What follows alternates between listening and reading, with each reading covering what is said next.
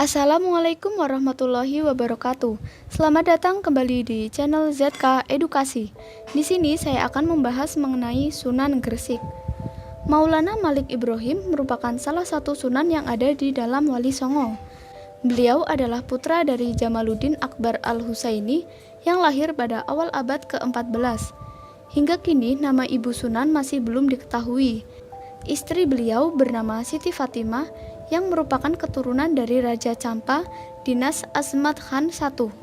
Maulana Malik Ibrahim wafat pada tahun 1419 Masehi dan dimakamkan di kota Gresik, tepatnya di desa Gapuro Sukolilo. Maulana Malik Ibrahim memiliki karomah atau biasa dikenal dengan kemuliaan yang diberikan Allah Subhanahu wa Ta'ala. Simak ulasan tentang beberapa karomah Sunan Gresik berikut ini.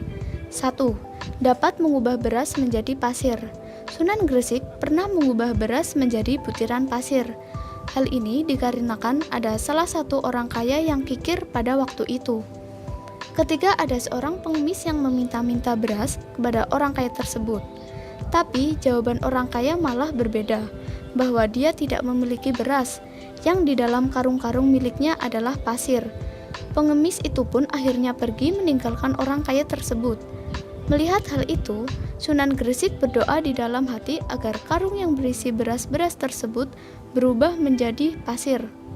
Dan tak lama kemudian, terdengar teriakan dari pembantu orang kaya yang kikir tersebut.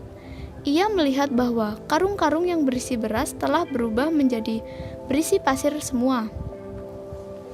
Tentu saja orang kaya tersebut menjadi terkejut luar biasa, dan benar karung-karung yang berisi beras telah berubah menjadi pasir. Kemudian ia bersimpuh di hadapan Sunan Gresik agar karung-karung tersebut berubah lagi menjadi beras. Akhirnya Sunan Gresik kembali berdoa dan dengan izin Allah, isi karung-karung yang berisi pasir akhirnya berubah menjadi beras. 2. Meminta hujan dengan sholat istisqa. Sunan Gresik pernah menghadapi suatu daerah yang ingin mengorbankan seorang gadis untuk dijadikan tumbal sebagai permintaan kepada dewa agar diturunkan hujan. Sunan Gresik akhirnya bernegosiasi kepada kepala adat agar hal ini diurungkan, dan Sunan Gresik akan berdoa kepada Allah untuk diturunkannya hujan di daerah tersebut. Kemudian Sunan Gresik dan murid-muridnya mengerjakan sholat istisqa untuk meminta hujan kepada Allah. Dan akhirnya hujan turun di wilayah tersebut. Melihat kejadian ini, masyarakat desa tersebut bersimpati kepada Sunan Gresik dan juga mengajarkan ajaran agama Islam. Mengerjakan sholat istisqa untuk meminta hujan kepada Allah ini juga pernah dilakukan oleh Sunan Kalijaga. Beliau melakukan ini dalam menghadapi masyarakat yang masih melakukan tumbal untuk meminta hujan kepada dewa. 3. Mengajari di bidang pertanian dan pengobatan. Sunan Gresik adalah seorang yang ahli di bidang pertanian dan pengobatan. Semenjak beliau menetap di Gresik, hasil pertanian warga Gresik semakin meningkat. Sunan Gresik membuat irigasi agar lahan-lahan pertanian di wilayah Gresik tersebut bisa mendapatkan air yang cukup untuk kesuburan tanamannya.